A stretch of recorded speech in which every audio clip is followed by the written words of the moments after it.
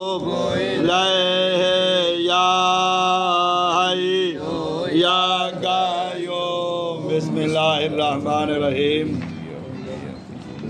अल्लाहुम्मा सल्लि अला सय्यिदिना मुहम्मद व आलिहि व इतरातिहि बिअदद कुल्लि मालूम मिल्लका अस्तगफिरुल्लाह अल्लज़ी ला इलाहा इल्ला हु वल हय्युल क़य्यूम व अतूबु इलैहि या हय्यु या क़य्यूम। सूरत फील। क्या आपको मालूम नहीं कि आपके रब ने हाथी वालों के साथ क्या मामला किया?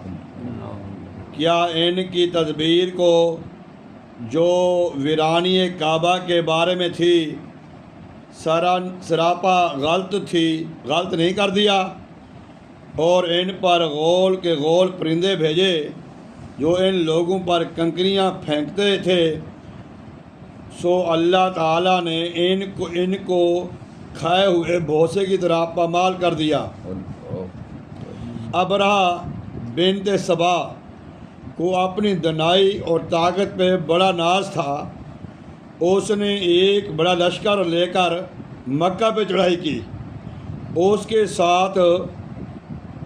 उसके साथ 8 या 10 हाथी थे। उसका ख्याल ये था कि काबा की दीवारों में मजबूत जंजीरें डाल दूंगा, इन्हें हाथियों की गर्दनों में बांध दूंगा। हाथी एक ही झटके में चारों दीवारों को गिरा देंगे, यानी काबा को गिरा देंगे। जब वो मक्के के करीब तहमस के मकाम पे पहुंचा तो वहाँ उसने पड़ाव किया। तो मक्के वालों के पास कासिद भेजा कि मैं मक्का वालों से लड़ने नहीं आया, मैं बैतुल्लाह को गिराने आया हूँ। अगर मक्का वाले मुदाखलत करेंगे तो लामल्ला लड़ाई होगी। अल-किसा दूसरी सुबह उस नामुराद ने अल्लाह रब्बुल आलमीन के घर को गिराने के लिए मक्के पर हमला कर दिया। अल्लाह तबारक व तआला अल्लाह नफील बिन हबीब, जिसे अबरा ने राह में शिकस्त देकर अपना कैदी बनाया हुआ था, वो आगे बढ़ा। एक हाथी का कान पकड़कर उसे कहा, यहाँ बैठ जा, जहाँ से तू आया है वहीं लौट जा। तू अल्लाह के मोहतरम शहर में है। ये कहकर कान छोड़ दिया और भाग कर पहाड़ी में जा छुपा। वो हाथी ये सुनते ही वहीं बैठ गया। फील बानों ने 1000 जतन किए लेकिन हाथी अपनी जगह से ना हिला। फिर बतौर इम्तिहान उसका मुंह यमन की तरफ किया तो हाथी फौरन खड़ा होकर यमन को चल दिया। शाम को चलाना चाहा, पूरी ताकत से चला। फिर मक्का की तरफ मुंह किया तो वो हाथी वहीं बैठ गया। देखा वो भी दिन थे जब जानवर भी हमारा हुक्म माना करते थे। यकायक देखा कि परिंदों का एक झुरमट बादल की तरह समंदर के किनारे की तरफ उमड़ चला आ रहा है। अभी पूरी तरह देखने ही में नहीं पाए थे कि जानवर सर पर आ गए। चारों तरफ लश्कर को घेर लिया परिंदों ने। उनमें से हर एक की चोंच में एक मसूर की या माश के दाने के बराबर किंकरी थी और दोनों पंजों में 2 किंकरियां थी। जिस पर किंकरी आ पड़ती फौरन वहीं हलाक हो जाता। तमाम हाथी वहीं ढेर हो गए। अबरा ये हाल देखकर भागा लेकिन उसके जिस्म का एक हिस्सा झड़ना शुरू हो गया। यहाँ तक कि हशम के शहर में से सना में जब पहुँचा तो बिल्कुल गोश्त का लोथड़ा था। वहीं बलक कर दम तोड़ा। दिल तक फट गया और कुत्ते की तरह मरा। देख लेना, देख लेना, अल्लाह ने चाहा इसका भी यही हाल होगा, इसका भी यही हाल होगा इंशाअल्लाह। बाकी ये तफसील 14 परसों के प्रोग्राम में होगी। मेरे आका रूह फ़िदा सल्लल्लाहु अलैहि वसल्लम, आज 14 अगस्त है। आज के दिन भंडंडा से लेकर राजपुरा तक मुसलमानों का कत्लेआम जारी था और मैं मौजूद था। मेरे आका रूह फ़िदा सल्लल्लाहु अलैहि वसल्लम, कैसे बताऊं और क्या बताऊं इस वक्त क्या हो रहा था। वहशियत और दरिंदगी के ऐसे मनाजिर तारीख़ ने इससे पहले कम देखे होंगे।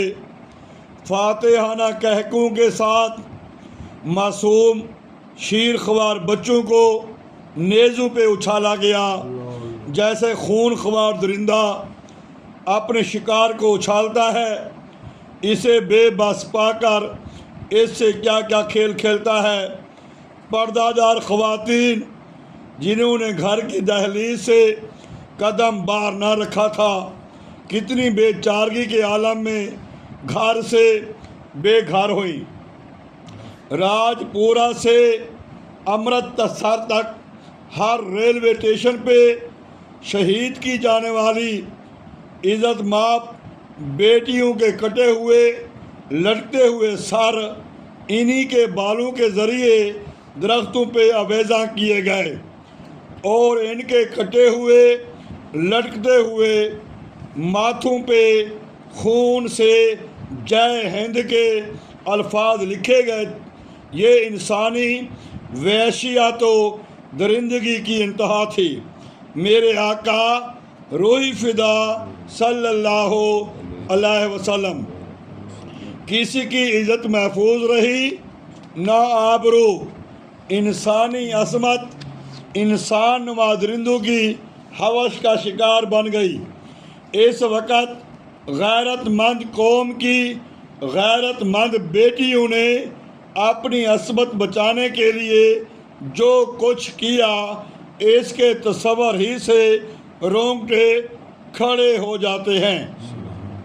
किसी ने अपने आप को छुरी मारकर ख़त्म कर डाला, किसी ने पत्थर से अपने हाथों अपना सर कुचल लिया और कुछ ना हो सका तो साग चीरने वाली जनातियों से अपने गले काट डाले। पनाहगाह ना मिली तो कुओं में छलांगे लगा दी और नहरों में डूब गई। छतों से कूद कर अपनी ज़िंदगी का चिराग बुझा दिया, लेकिन दामन असमत को दागदार ना होने दिया। बाप की गैरत, बाप की इज़्ज़त और भाई की गैरत ने जब ख़ुद को मजबूर पाया तो अपनी ही बेटियों और बहनों को अपने हाथों ख़त्म कर डाला। गैरत की मौत को बेगैरती की ज़िंदगी पे तरजीह दी। मेरे आका रूह फ़िदा सल्लल्लाहु अलैहि वसल्लम, इस वक़्त इस उम्मत पे कड़ा वक्त तारी था। हिंदुस्तान भर में मुसलमानों पर इनके अपने ही वतन की सरजमीन तंग हो गई थी। जिन गली कूचों में वो पले और बड़े थे, केस परमर्सी को के आला में आज वो इनसे निकलने पे मजबूर थे। लुटे पुटे काफिलों की सूरत में भी सफ़र के दौरान भी मौत हर कहीं इनका पीछा कर रही थी। जिंदू के खून से होली खेली जा रही थी। बेगौरो कफन लाशें खाको खून में लथपथ इधर उधर बिखरी पड़ी थी। बेबसी बेकसी के इस आलम में कोई किसी का पुरसाने हाल न था। मेरे आका रूह फ़िदा सल्लल्लाहु अलैहि वसल्लम चारों तरफ आग भड़की हुई थी, जिसमें जिंदा जाने सिर्फ मुसलमान होने की वजह से जलाई जा रही थी। आग लगाने और भड़काने वाले हजारों थे, बुझाने वाला कोई न था। मेरे आका रोई फिदा सल्लल्लाहु अलैहि वसल्लम, मैं ये दर्दनाक मंजर देख रहा था। मेरी आंखें इन मजलूमों के हाल ज़ार पर आंसू बहा रही थी। इस दिन के रूह फरसा मंजर को देखकर ज़िंदगी ने दुनिया को अपने लिए हराम करार दिया। मेरे आका रोई फिदा सल्लल्लाहु अलैहि वसल्लम, इससे ज़्यादा लिखने की इस बंदा में सकत नहीं। या हयो या कयो। मेरे आका रोई फिदा सल्लल्लाहु अलैहि वसल्लम, आपके परवानों ने इस बेबसी और बेकसी की हालत में भी गैरत के क्या क्या नमूने पेश किए। हिजरत के दौरान सिदवा जुगराऊँ ज़िला लुधियाना में मुहाजिरीन का कैंप था। एक दिन चंद डोगरे सिपाही गन्ने लिए कैंप में आ धमके। एक बूढ़े मुसलमान की नौजवान लड़की को बाजू से पकड़ लिया और अपने साथ चलने पे मजबूर करने लगे। अभी वो 2 ही कदम चले होंगे कि एक नौजवान जो पुलिस की 3 फीते वाली कमीज़ पहने बैठा खाना पका रहा था, लपक कर उठा। इधर उधर देखा, कोई हथियार नज़र ना आया तो चूल्हे से जलती हुई खलपारी खींच ली। इस जोश से उसके सर पे जा धमका। उसके उसान जाते रहे, वो हक्का बक्का तकते रह गया। उसने आगे बढ़कर ऐसे ज़ोर से वो खरपार एक डोगरे सिपाही के सर पे मारी, उसका सर खकड़ी की तरह फानक फानक हो गया। वो ज़मीन पर गिरने से पहले जहन्नम में जा पहुंचा। अगरचा सिपाही के एक साथी की गोली से वो गैरतमंद नौजवान शहीद हो गया, लेकिन ऐसी धाक बैठी फिर किसी डोगरे को कैंप में दाखिल होने की जुर्रत ना हो सकी, जबकि कैंप कई माह तक वहाँ रहा। एक शहादत की बरकत व अज़मत पूरे कैंप की असमत की पासबान बन गई माशाल्लाह। मेरे आका रोही फिदा सल्लल्लाहु अलैहि वसल्लम, मैं अपने हम वतन उन बच्चों के जज्बा ईमानी को सलाम करता हूँ जिन्होंने राह हक में अपनी जानों का नजराना पेश करके मिल्लत को हमेशा के लिए सार बुलंद कर दिया। उन इफ़्फ़त माफ़ ख़वातीन इस्लाम को सलाम करता हूँ जिन्होंने अपनी जानों पे खेल कर मिल्लत की आबरू को बेआबरू ना होने दिया। उन बाहिम्मत नौजवानों और जवाहिमत बूढ़ों को सलाम करता हूँ जिन्होंने अपना सब कुछ कुर्बान करके मिली गैरत, हमीयत, हुर्रियत के जज्बे को हमेशा के लिए मिटने से बचा लिया। मेरे आका रोई फिदा सल्लल्लाहु अलैहि वसल्लम, किसी पे अपनी प्यारी चीज़ को कुर्बान करना वफा की हद और अपनी जान तक कुर्बान कर देना फिदा की हद है। और आपकी उम्मत के इन बावफा शहीदों को हम खाक नशीनों का इंतहाई मोहब्बत हो, अकीदत भरा सलाम कबूल हो। मेरे आका रोही फिदा सल्लल्लाहु अलैहि वसल्लम, ये कुर्बानी इस्लाम के लिए दी गई, कबूल फरमाकर इसका बोल बाला फरमाएँ, आमीन। बेशक जाने कुर्बान करने वाले, इस्लाम की खातिर अपने घर बार छोड़ने वाले अहले इस्लाम अगर तौहीद से मुंह मोड़ लेते, बुतों से रिश्ता जोड़ लेते और ला इलाहा इल्लल्लाह मुहम्मद रसूलुल्लाह की बजाय इनकी ज़बानों पे हरिओम के कलमा जारी हो जाते, तो अपने वतन की सरजमीन इन पे यूं तंग न की जाती। मुबारक हो उन सब को जो शोलों से टकरा गए मगर ईमान की दौलत को हाथ से न जाने दिया। जिन्होंने मजलूमियत को मौत कबूल कर ली, मजलूमियत की मौत कबूल कर ली, लेकिन कुफर के हाथ में हाथ न दिया। हक की खातिर बेघर होने वालों और राय हक में अपनी जानों का नजराना पेश करने वालों, कुरान करीम का ये मुजदा जहाँ फिदा मुबारक हो। सो जिन लोगों ने हिजरत की, अपने घरों से निकाले गए, मेरी राह में सताए गए, लड़े और कत्ल किए गए, मैं उनसे उनके गुनाहों को दूर करूँगा और इन्हें ऐसे बागों में दाखिल करूँगा जिनके दरख्तों के नीचे नहरें जारी है। ये जज़ा है अल्लाह की तरफ से और अल्लाह ही के पास अच्छा अजर है। आले इमरान 195। मेरे आका रोही फ़िदा सल्लल्लाहु अलैहि वसल्लम, ये कभी हो सकता है ये खून रंग न लाए? ज़रूर लाएगा, ला कर रहेगा, कभी रहेगा नहीं जाएगा। हिजरत के बाद नुसरत और शिकस्त के बाद फतह मोमिन के ईमान का वो जुज़ है जिसे कोई कभी नहीं जुटा सकता। मेरे आका रोही फ़िदा सल्लल्लाहु अलैहि वसल्लम, किसी ने किसी का क्या बदला चुकाना है, मर्द ही मर्दों का बदला चुकाया करते हैं। मुसलमानों की गैरत की सारी दुनिया में पहला नंबर है और कोई गैरतमंद इस वक्त तक चैन से नहीं बैठ सकता जब तक वो अपनी तौहीन और गिरावट का बदला ना चुका ले। यह गैरतमंद का ऐद होता है। वक्त हमें फिर पुकार रहा है।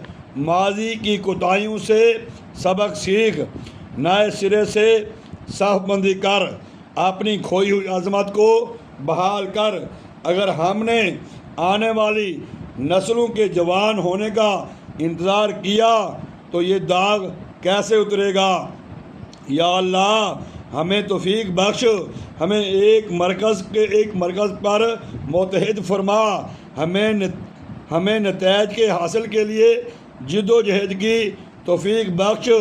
एक मुसलमान लड़की की गैरत से मुतासिर होकर फरियाद रसी के लिए 18 साल नौजवान मोहम्मद बिन कासिम आंधी और तूफ़ान की तरह सिंध आया। सारा हिंदुस्तान में इस्लाम की दाग बैल डाली। गोया हिंदुस्तान में इस्लाम गैरत की बदौलत आया और गैरत ही ने फैलाया। गैरत ही इसकी अब पासबान है। वो भी क्या दिन थे कि ज़रा सी बात पे तेरा खून खोलने लगता था। आज किसी बड़े से बड़े सानिया पर तेरा खून हरकत में नहीं आता। तेरी गैरत का दुनिया में पहला नंबर था। आज नामालूम तो क्यों टस से मस नहीं होता। आज तूने खुद अपनी जमीयत के शराजे बखेर डाले। तेरा खून मिलत की बेआबरूई और रसवाई पे क्यों नहीं गिरमाता। काश तुझ में कोई बात तो बाकी होती। वो भी क्या दिन थे कि तू लालू से महंगा बिकता। जब कभी नारा जन होता बहरो बर कांप उठते। फलक तेवर बदलता क्रोबीन अंगश्त विदा होते। आज तुझे क्या हो गया है, तेरा जज्बा कहाँ खो गया है। अगर कोई तेरी गैरत को ललकारता तो दम भर की मोहलत ना देता। किसी भी कुव्वत को कभी खातिर में ना लाता और ना ही किसी इमदाद की मुतलक परवाह करता। बिला सोचे समझे पहाड़ों से टकरा जाता, चट्टानों को हिला देता। किसी कसरत से खौफ ना खाता। अगर किसी मैदान में अड़ जाता तो कश्तियों के पुश्ते लुटा लगा देता।